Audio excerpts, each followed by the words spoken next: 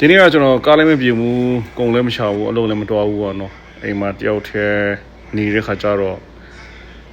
တယောက်တည်းစားတော့ပုံစံလေးပေါ့နော်ဂုံဆင်းတဲ့နေရာလည်းမရှိဘူးဆိုတော့ရှိတယ်တော့မတော်စားဖြစ်ဘူး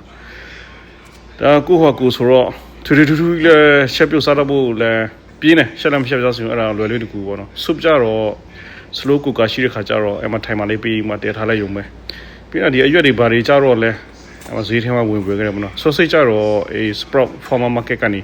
တောက်ဝယ်ခဲ့တဲ့ဟာပေါ့နော်အဲ့မှာ microwave ထဲမှာထည့်မှกินထားလိုက်ရုံပဲအချိန်တိုင်းအချိန်တွေပဲပြီးမှกินထားလိုက်ရုံပဲတယောက်တည်းဆိုတော့နော်ဒီလိုပေါ့ဖြတ်တန်းရတာပေါ့တခုလိုချင်တော့တခုပေးဆက်ရတာပေါ့စိတ်ညစ်တဲ့အချိန်ရှိရလို့ပျော်ရွှင်တဲ့အချိန်လည်းရှိတာပေါ့ပျော်ရွှင်တဲ့အချိန်လည်းကိုယ့်ဘာကိုရှာကြပြီးမှပျော်ရွှင်ရတာပေါ့တယောက်တည်းဆိုတော့လည်းအထီးကျန်တဲ့အချိန်ရှိတယ်လို့ပျော်ရွှင်တဲ့အချိန်လည်းရှိတယ်ဒီလိုပေါ့လောကကြီးကိုကြမ်းကြမ်းခိုင်ပြီးမှ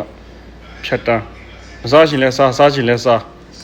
မတောက်ရှင်လဲတောက်ရှင်လဲတောက်ဟွာလေစိတ်လွတ်ကိုလွတ်တည်မဖြစ်တော့အောင်တမ်းဟုတ်ရင်တယောက်တည်း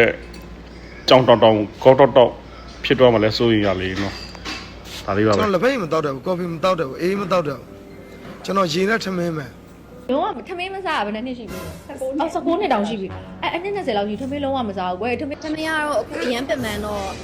နည်းနည်းတော့ပြင်စားဖြစ်တယ်ပေါ့နော်။ဘာလို့ထမင်းတက်ကလည်းခဏကိုမှလိုအပ်တာဆိုတော့ထမင်းဖြစ်ပေမဲ့လည်းဒါတခြားဟာကြီးစားရဲ။အဲ့တစ်ခါအင်တာဗျူးဖြေလိုက်တာထမင်းမစားဘူးဆိုတော့ဘာကြီးစားလဲပေါ့။ငကိုတွေကလည်းထမင်းကိုမစားကြဘူး။အဓိကထမင်းနဲ့ဟင်းနဲ့ဘယ်လိုစားရလဲ။တိညီမထမင်းအဲ့လိုတော့နည်းပြတ်သိနေထားတာကြောက်ကြပေါ့ညီမထမင်းနိုင်မခံနဲ့ကျွန်တော်လုံးဝငပိအနံလုံးဝခံလို့မရကျွန်တော်ငပိအနံနဲ့ကျွန်တော်နဲ့ဓာတ်ရိုက်တွေ့ကျွန်တော်မူးပါလေ